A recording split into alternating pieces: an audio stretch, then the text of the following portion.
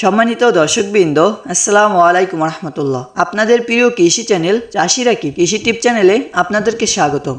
আজকের এই ভিডিওতে এমন তিনটি সবজি চাষের কথা বলবো, অর্থাৎ জুলাই আগস্ট মাসে এই তিনটি সবজি চাষ করলে আপনি পাবেন গাছে প্রচুর ফলন এবং বাজারে থাকবে অনেক দাম। এবং এই তিনটি সবজি কিন্তু আমি নিজেও চাষ করব, বা আমার এই চ্যানেলে ভিডিও নিয়মিত দেখেন তারা কিন্তু অবশ্যই জানবেন যে সবজি আমি চাষবাস করি সেই সবজি কিন্তু আপনাদের মাঝে শেয়ার করি বা আপনাদের চাষ করতে বলি। তাই এই ছোট্ট ভিডিওটা সম্পূর্ণ দেখতে থাকুন। প্রথমে যে সবজিটা চাষ করতে বলবো সেই সবজিটা হচ্ছে লাউ চাষ। হ্যাঁ দর্শকবৃন্দ, আমরা যদি এখন লাউ চাষ করি তাহলে কিন্তু এই লাউগুলো বাজারে যখন আমরা বিক্রয় করতে যাব তখন কিন্তু প্রতি পিস লাউ আমরা 50 থেকে 60 টাকা বিক্রয় করতে পারবো। এটা কিন্তু আমি বিক্রয় করি বিগত বছর থিওরি অনুযায়ী আমি কিন্তু আপনাদের মাঝে শেয়ার করব। এবং এখন যদি লাউ চাষ করা হয় তাহলে কিন্তু লাউ গাছগুলো দ্রুত বৃদ্ধি হবে এবং গাছ থাকবে খুবই সতেজ এবং সবুজ, অর্থাৎ গাছে কিন্তু এখন রোগ বালাই খুবই কম লক্ষ্য করা যাবে। এবং আমরা যদি লাউ এর ভালো মানের জাত নির্বাচন করে যদি সঠিক পরিচর্যা করতে পারি তাহলে কিন্তু আমরা এক একটি লাউ গাছ থেকে 30 থেকে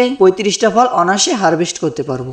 একটি জিনিস কিন্তু অবশ্যই মাথায় রাখবেন, আপনি যে সবজি চাষ করেন না কেন সেই সবজির ভালো মানের জাত নির্বাচন করে নেবেন। ভালো মানের জাত নির্বাচন করে নিলে হবে কি, আমাদের গাছগুলো খুবই সুন্দর থাকবে এবং সতেজ থাকবে। তার থেকেও বড় বিষয় হচ্ছে গাছগুলো ভাইরাস হবে না।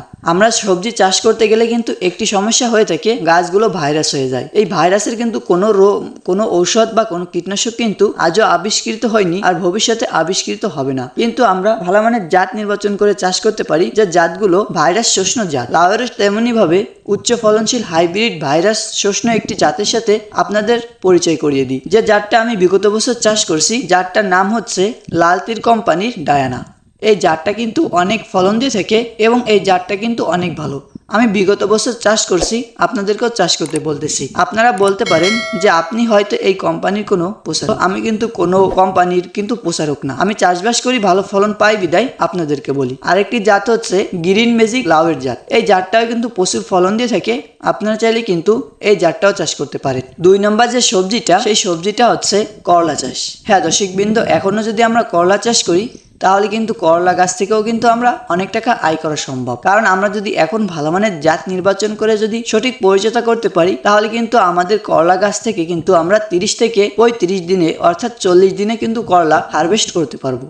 এবং 40 দিন পরেও যদি আমরা বাজারে এই করলাগুলো উঠাই আমরা কিন্তু প্রতি পিস করলা কিন্তু 70 থেকে 80 টাকা বিক্রয় করতে পারবো। আপনারা চাইলে কিন্তু এখন করলা চাষ করতে পারেন। করলা আরো ভালো মানের জাতের সাথে পরিচয় করিয়ে দিই, যে জাতগুলো আমিও চাষ করি এবং বাংলাদেশে অনেক জনপ্রিয় জাতগুলো। প্রথমে যে জাতটা রয়েছে সে জাতটা হচ্ছে লাল তীর কোম্পানির টিএ সুপার জাত। হ্যাঁ দর্শকবৃন্দ, এই টিএ সুপার করলার জাতটা কিন্তু অনেক ভালো একটি ভাইরাস শোষণ জাত, অর্থাৎ এই গাছটাই কিন্তু গিটে গিটে কিন্তু বড় করলার ফলন দেখা যায় না।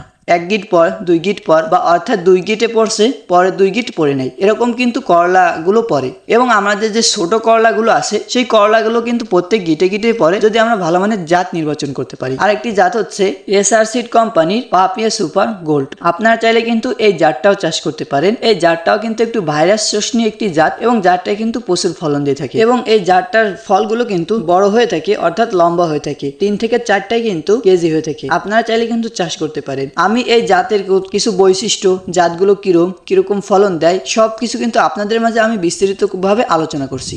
যদি আপনার ভালো মনে হয়, যদি আমাকে বিশ্বাস করেন তাহলে চাষ করতে পারেন। এবং আপনাদের মাঝে যদি ভালো মানের জাতের পরিচয় থাকে বা ভালো মানের জাতের কথা জানেন তাহলে আমাকে বলতে পারেন, আমিও কিন্তু সেই জাতটা চাষ করব। সর্বশেষ যে সবজিটা সেই সবজিটা হচ্ছে মিষ্টি কুমড়া চাষ। হ্যাঁ দর্শকবৃন্দ, আপনারা চাইলে কিন্তু এখন মিষ্টি কুমড়া চাষ করতে পারেন। আপনারা দেখছেন বিগত বছর থেকে কিন্তু সবজির দাম অনেক ডাউন অর্থাৎ কমে যাচ্ছে। তার জন্য আমরা যদি এই সময় যদি মিষ্টি কুমড়ো চাষ করি, মিষ্টি কুমড়ো গাছগুলো কিন্তু খুবই সুন্দর এবং সতেজ থাকবে। এর কারণ হচ্ছে যে কোনো লতা জাতীয় গাছগুলো কিন্তু এখন খুবই দ্রুত বৃদ্ধি হবে। এর কারণ হচ্ছে কয়েকদিন পর পর কিন্তু বৃষ্টি হচ্ছে, এই বৃষ্টিতে রয়েছে নাইট্রোজেন। যে কোনো সবজি গাছে বা যে কোনো লতা জাতীয় গাছে কিন্তু নাইট্রোজেন অনেক গুরুত্বপূর্ণ বা অনেক ভূমিকা পালন করে, যার কারণে আমরা প্রত্যেকদিন নাইট্রোজেন বা কয়েকদিন পর প্রাকৃতিকভাবে যে নাইট্রোজেন পাচ্ছি এই নাইট্রোজেনটা কিন্তু গাছের জন্য অনেক গুরুত্বপূর্ণ। তাই আপনারা চাইলে কিন্তু এখন মিষ্টি কুমড়ো চাষ করতে পারেন। মিষ্টি কুমড়ো ভালো মানের জাত নির্বাচন করে যদি আমরা সঠিক পরিচর্যা করতে পারি তাহলে কিন্তু একটি মিষ্টি কুমড়ো কিন্তু 7 থেকে 8 কেজি হয়ে থাকবে এবং একটা গাছে কিন্তু 4 থেকে 5টা 6টা মিষ্টি কুমড়ো কিন্তু হারভেস্ট করতে পারবো। এই বাজারে যদি ভালো দাম না হয়, পরবর্তী বাজারে কিন্তু আমরা ভালো দাম পাবো, অর্থাৎ এই মিষ্টি কুমড়োগুলো কিন্তু রাহি করা যায়। তাই আপনারা চাইলে কিন্তু এই সবজিটা চাষ করতে পারেন। মিষ্টি কুমড়ো ভালো মানের একটি জাতের সাথে পরিচয় করিয়ে দিই, যে জাতটা কিন্তু আমি বিগত বছর চাষ করছি, ভালো ফলন দেয় এবং গাছটায় কোনো ভাইরাসের লক্ষণ দেখা যায় না। তাই আপনারা চাইলেও চাষ করতে পারেন। জাতটির নাম হচ্ছে সেতাই কোম্পানির বেঙ্গলস। আপনারা চাইলে কিন্তু এই জাতটা চাষ করতে পারেন। এই বেঙ্গল সুইটের কিন্তু দুটি জাত আছে, একটি হচ্ছে বেঙ্গল সুইট 1 এবং আরেকটি হচ্ছে বেঙ্গল। আপনারা এই তিনটি জাতের ভিতর থেকে আমার কাছে বেঙ্গল এই জাতটা ভালো মনে হয় এবং এই জাতটাই ভালো ফলন দেয়, যার কারণে আমি এই বেঙ্গল জাতটা চাষ করি। আপনারা চাইলেও যে কোনো একটি জাত চাষ করতে পারেন। সবশেষে একটি কথা, যে কোনো সবজি চাষ করার ক্ষেত্রে কিন্তু অবশ্যই সেই সবজির বিষয় জানা অত্যন্ত গুরুত্বপূর্ণ। ভালো মানের জাত নির্বাচন করা, ভালো পরিচর্যা জানা এবং কখন কি সার ব্যবহার করতে হয় সেইগুলো কিন্তু জানা অত্যন্ত গুরুত্বপূর্ণ। সেই বিষয়, নানা রকমের বিষয়, কখন কি কীটনাশক ব্যবহার করতে হয়, কোন রোগের কোন কীটনাশক, নানা রকমের বিষয় কিন্তু এই চ্যানেলে প্রত্যেকদিন একটা কৃষি বিষয়ক ভিডিও আপলোড করা হয়। আপনি যদি একজন কৃষক হয়ে থাকেন তাহলে এই ভিডিওগুলি আপনার জন্য অনেক গুরুত্বপূর্ণ আমি মনে করি, যার কারণে আপনি চাইলে কিন্তু আমার এই চ্যানেলটি সাবস্ক্রাইব করে রাখতে পারেন। যদি আপনার মনে হয় আমার এই ভিডিওগুলি আপনার জন্য গুরুত্বপূর্ণ, আপনি চাইলে আমার এই চ্যানেলটি সাবস্ক্রাইব করে রাখতে পারেন। তা ভালো থাকেন, সুস্থ থাকেন। আসসালামু আলাইকুম ওয়া রাহমাতুল্লাহি ওয়া বারাকাতুহু।